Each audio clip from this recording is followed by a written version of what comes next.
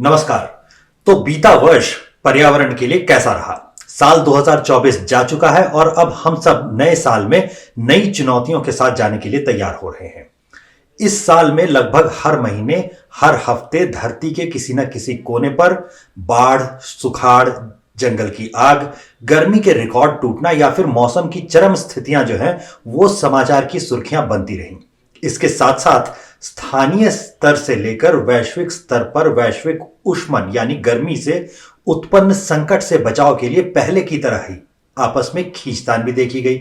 जलवायु संकट से बचाव के प्रयास पिछले कुछ सालों से पटरी पर आते दिखे, तभी ट्रंप के दोबारा राष्ट्रपति चुन लिए जाने के बाद तथाकथित क्लाइमेट डिनायर लॉबी के मजबूत होने की सुगबुगाहट भी शुरू हो गई। उधर वैश्विक व्यापार का उभरता हुआ सुपर पावर चीन पश्चिमी देशों की ही तरह अपनी जलवायु जिम्मेदारियों से पीछा छुड़ाता हुआ दिखा।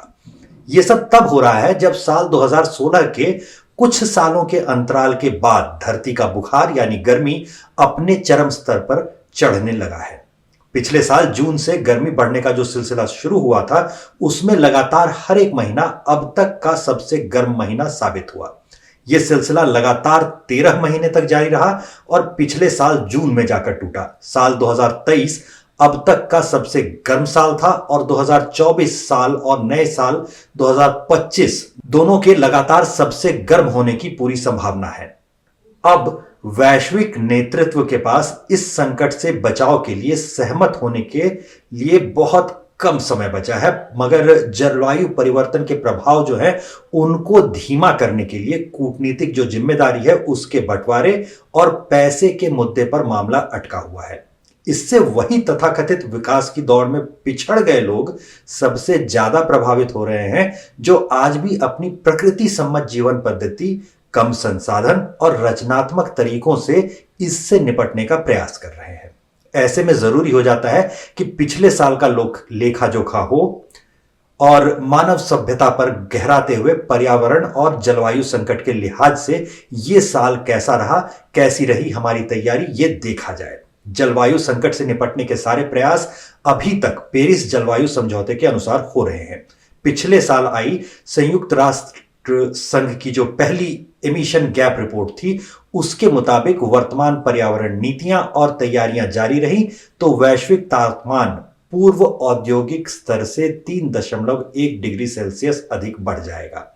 सभी देश अपने अपने राष्ट्रीय स्तर पर निर्धारित योजना यानी एनडीसी के पूर्ण कार्यान्वयन को सुनिश्चित भी करें तो भी सदी के अंत तक कम से कम धरती का तापमान 2.6 डिग्री सेल्सियस बढ़ना ही है। यहां ध्यान देना जरूरी है कि पेरिस समझौते का लक्ष्य वैश्विक तापमान वृद्धि को पूर्व औद्योगिक स्तर से 2 डिग्री सेल्सियस नीचे रखना है तथा इसे 1.5 डिग्री सेल्सियस तक सीमित रखने का प्रयास है। वैश्विक तापमान वृद्धि को 1.5 डिग्री सेल्सियस तक सीमित रखने के लिए ग्रीन हाउस उत्सर्जन में 2030 तक 45 यानी 43% की कमी करनी ही होगी।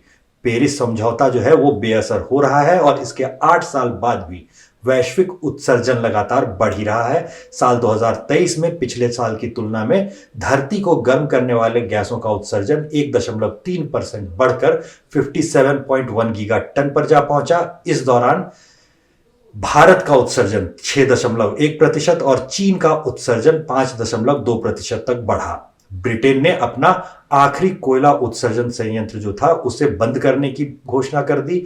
अमेरिका और ब्रिटेन में उत्सर्जन घट रहा है। तुलनात्मक रूप से भारत और चीन में अब भी कोयले की खपत बढ़ ही रही है। पिछले साल 2024 के लिए अंतरराष्ट्रीय ऊर्जा एजेंसी आईईए को जीवाश्म ईंधन की वैश्विक मांग रिकॉर्ड 8.77 बिलियन टन तक पहुंचने की उम्मीद है, जो अगले 3 वर्षों में उस स्तर के आसपास ही बनी रहेगी।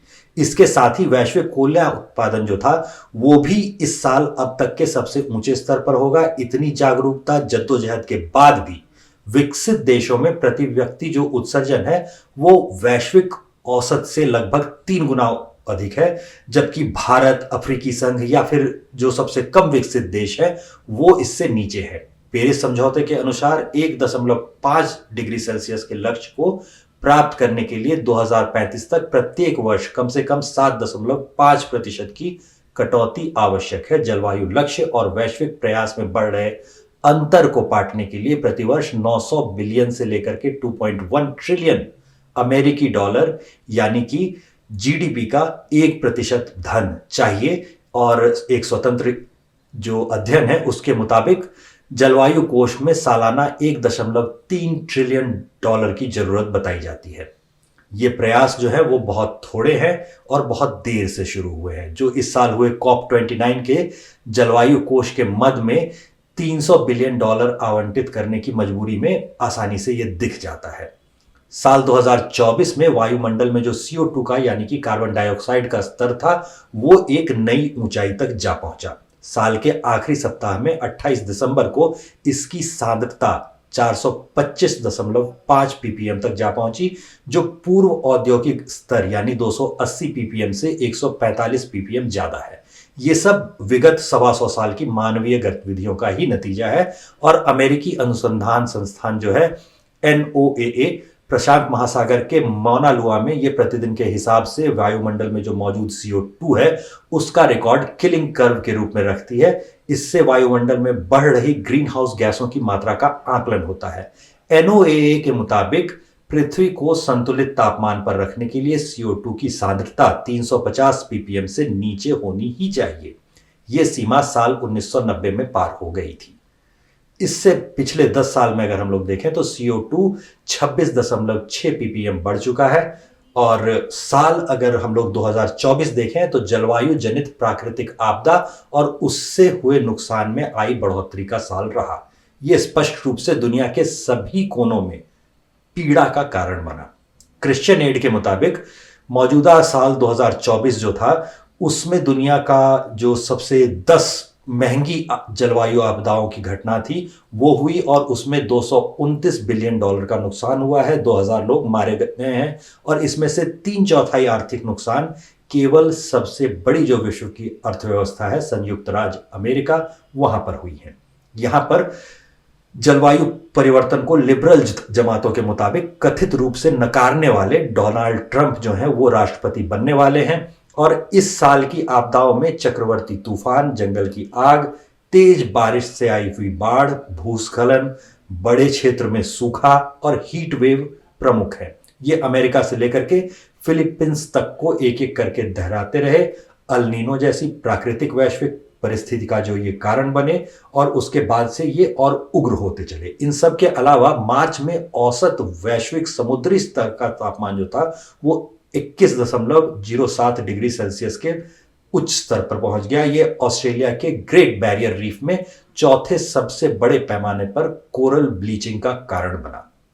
एक तरफ अमेरिका से लेकर फिलीपींस तक तूफानों यानी कि हेलेन, मिल्टन, बोरिस, बोरिल, यागी और क्रिस्टीन का कहर जारी रहा, तो ग्रीस में और ब्राजील में, चिली में जंगल की आग ने पर्यावरण और पर्यटन दोनों को प्रभावित किया।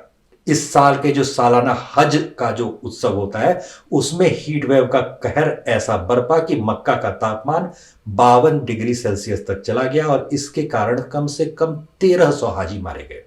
यह जलवायु संकट के सबसे विद्रूप चेहरों में से एक है और वर्ल्ड वेदर एट्रीब्यूशन और क्लाइमेट सेंट्रल के मुताबिक इस साल की 29 चरम मौसम की घटनाओं के अध्ययन के अनुसार मानव जनित जलवायु परिवर्तन के कारण इस वर्ष दुनिया भर में लोगों का औसतन 41 दिन खतरनाक गर्मी का सामना करना पड़ा। कहीं कहीं पर तो ये जो सामना था वो 150 दिन या उससे अधिक समय का रहा जहां पर अत्यधिक गर्मी का सामना करना पड़ा। अलग अलग महीनों में दक्षिणी चीन, स्पेन के बेवरिया, वेलेंसिया, नेपाल और ब्राजील के रियो के जैसे जगहों पर व्यापक बाढ़ जो है वो विनाशकारी रूप से आई। पश्चिमी अफ्रीका में बाढ़ आई, फिलीपींस में भूस्खलन हुआ, दक्षिणी अफ्रीका में सूखा और बांग्लादेश, पश्चिमी एशिया और पूर्व एंटार्क्टिका में भयंकर गर्मी के आर्थिक नुकसान को आप अपेक्षाकृत कम करके माप सकते हैं, लेकिन इसका असर जो है वो वैश्विक रूप से महत्वपूर्ण पारिस्थितिक प्रणालियों के विनाश, खाद्य आपूर्ति, सामाजिक स्थिरता या फिर समुद्र के स्तर को दीर्घकालिक नुकसान पहुंचाने के मामले में जो इसकी लागत होगी वो बहुत अधिक होगी। व्यापक हो रहे इन प्राकृतिक आपदाओं की बढ़ती गंभीरता और आवृत्ति में कुछ भी प्राकृतिक नहीं है। अब ये स्पष्ट हो चुका है कि जब तक हम वायुमंडल से ऊष्मा को रोककर पृथ्वी को गर्म करने वाली जो गैसें हैं उसकी मात्रा को कम नहीं कर लेते, तब तक चरम मौसम की घटनाएं साल दर साल तीव्र होंगी, विनाशकारी होंगी, महंगी होंगी और अधिक घातक होती रहेंगी। इस साल भी हमने इस पर लगाम लगाने के बदले पिछले साल की तुलना में ज्यादा ग्रीन हाउस गैसों को वायुमंडल में छोड़ा है और एक तरह से हम बढ़ते तापमान और उससे जो उपजने वाली घातक परिस्थितियां हैं उसके आदी बनते जा रहे हैं। ये साल युद्ध स्तर पर काम करने का होना चाहिए था और एक तरह से मानव सभ्यता जो है वो बॉइलिंग फॉग जो सिंड्रोम होता है, बॉइलिंग फॉग सिंड्रोम, उसकी शिकार हो गई है और हम धीरे धीरे अपने ही कार्यकलाप के कारण जानबूझकर विनाश की ओर बढ़ रहे हैं। 20वीं सदी के इतिहासकार अर्नोल्ड टॉयनबी ने अलग अलग सभी समृद्ध जो सभ्यताएं थीं उनका अध्ययन करने के बाद कहा था कि सभ्यताएं आत्महत्या से मरती हैं, हत्या से नहीं। पिछली तमाम मानव समृद्ध जो सभ्यताएं थी उनका विस्तार और पतन स्थानीय या फिर क्षेत्रीय स्तर का था, पर अब हमारा सामना वैश्विक स्तर के पर्यावरण के क्षय से है और ये उत्तरोत्तर व्यापक होता जा रहा है। मौजूदा साल 2024 जो था वो जलवायु की दौड़ में कछुए की चाल वाला साल था। इस वर्ष के रेजोल्यूशन अगर आप ले रहे हैं तो प्रधानमंत्री मोदी की कहे जैसा ही आप झूला रखना शुरू कर दीजिए, प्लास्टिक का प्रयोग कम कीजिए, स्वयं के कार्बन उत्सर्जन को भी कम करने की कोशिश जरूर कीजिएगा, क्योंकि जलवायु परिवर्तन जो है वो सिर्फ सरकारों के बस की बात नहीं है, उसे रोकने में थोड़ी जिम्मेदारी हमारी भी बनती है। उम्मीद है 2025 में कुछ बातें तो बदलेंगी। धन्यवाद।